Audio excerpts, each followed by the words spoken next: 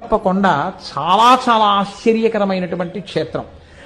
కోటప్పకొండ మీద పరమశివుడు ఉంటాడు.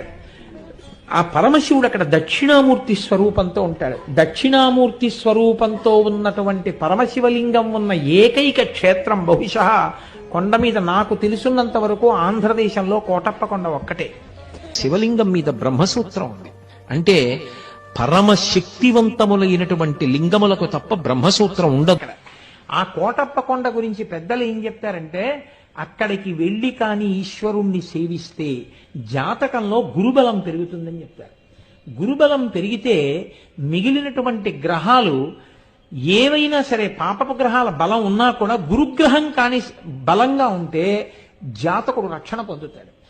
గురుగ్రహం అనుగ్రహం పొందాలంటే కోటప్పకొండ వెళ్ళి సేవించమని చెప్తారు. నేను ఒకసారి శృంగేరి వెళ్ళినప్పుడు కోటప్పకొండ చాలా